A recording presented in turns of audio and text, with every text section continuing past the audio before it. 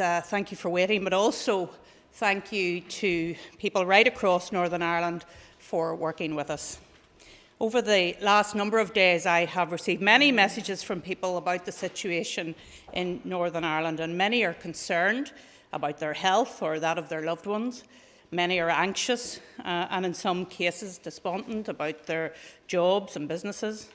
And above everything else, people want to see an end to COVID-19 pandemic and all of the restrictions on their lives. And I understand and share many of those concerns and worries. And while some focus on our disagreements, I believe every elected representative, regardless of party label, is trying to do their best so that we can get through this pandemic together. However, there are no easy answers or solutions. The threat from COVID-19 is real, and our hospitals and sadly our cemeteries are testament to that. But we cannot keep closing the country down or forcing specific sectors to close in order to beat back this virus. That strategy, designed to buy time, is in reality a failure and will ultimately ensure despair engulfs all of our people, and we cannot allow that to happen. Every part of our society must adapt and learn how to live with this virus. This pandemic has already cost too many lives, too many restrictions on our liberties and within our families, and too many jobs, businesses, and indeed shattered dreams. The impact on mental health will be unquantifiable for some time to come, and our health service, already in need of reform prior to COVID-19, is struggling to cope with the burdens of the pandemic, as well as the need to treat, of course, everyday patients. The rising number of COVID-19 cases meant action was needed to protect our hospitals, and doing nothing was not an option. On average, over 1,000 people are being diagnosed with the virus every day, and a rising number are being admitted to hospital. At the moment, 291 people are inpatients, which is just 10% less than the figures for the first wave earlier this year. And this is squeezing the provision of healthcare for other serious conditions. We know our hospitals are extremely busy, and we are grateful, of course, for the efforts of staff, but there are some signs that we can all take a degree of hope from.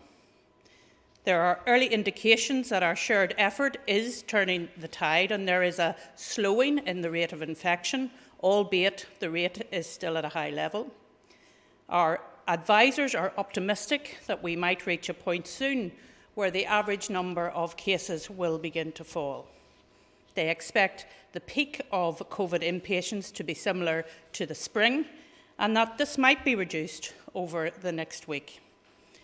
Bed occupancy and ICU admissions are also likely to peak in the next 10 days. And in the Northwest, where of course tighter restrictions have been in place for longer, there is clear evidence of change, with a significant drop of 30% in cases. And I think the Chief Scientific Advisor went through some of those figures just yesterday. Across Northern Ireland, public transport usage, workplace and recreational activity have all decreased within the week. And when action is taken, we can drive down that R rate, but such measures, of course, also brings other costs. Now, we have sought to make balanced and proportionate decisions, taking into account the need to protect lives and livelihoods. And we must weigh up the long-term impact of restrictions and the effect that poverty has upon health. And with 5 parties around the executive table, of course, there will always be different approaches and different opinions. But looking forward, it is vital that plans and actions to take us through this pandemic are built on the foundation that the virus will be with us, yes, for some time ahead, but society must be able to coexist with it. Key to that must be increasing the capacity of our hospitals and the wider health service to deal with those increased pressures. And for our part, if we need support from other parts of the United Kingdom and/or the military, we will be prepared to support, of course, the Health Minister if he needs to ask for that. But central to a successful path forward too must be the scaling up of our test, trace and protect system, generating more detailed data from that and using the evidence to aid more precise and effective actions in the future. It is time to expand the tracing system and roll out a programme for weekly tests, if necessary, to ensure that our key workers are able to be in hospitals, in clinics, in classrooms, and indeed other vital services. Getting workers back from isolation, of course, in our health service is vitally important as well. So I want us also to work in partnership with those sectors who have been hardest hit. I've always said that our best asset in Northern Ireland is our people, our workforce, and we cannot expect them to continue to take the hit in the months ahead.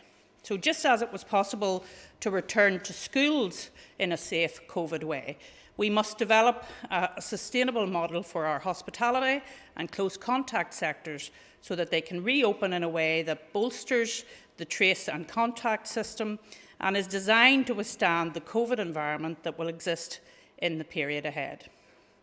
So we will work to support an increase in NHS capacity. We will support greater resources for test and tracing system, and we want to harness new testing technology to support our people in the months ahead. I want to reinforce this afternoon the healthcare workforce appeal for those with skills and experience to please come forward.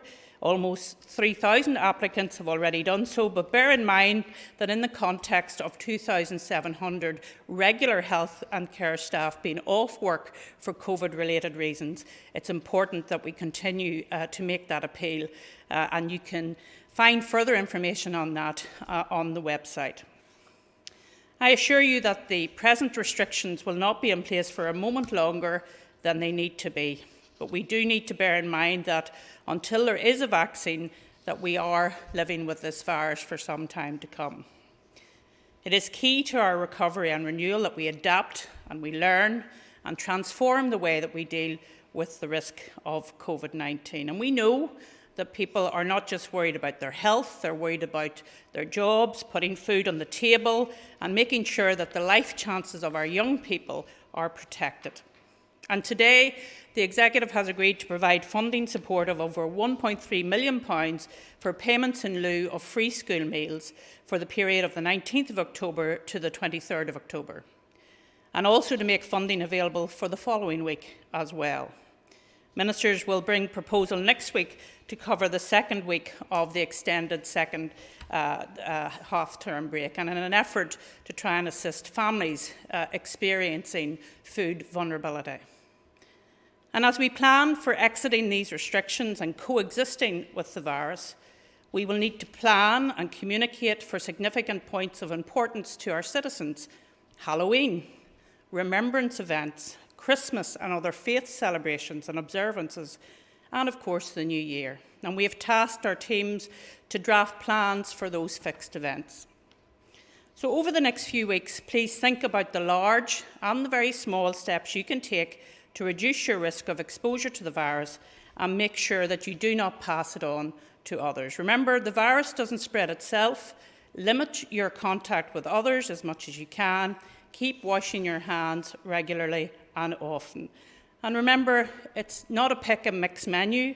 A face covering must be worn in shops and other public spaces, but that doesn't mean that you can drop the social distancing rule.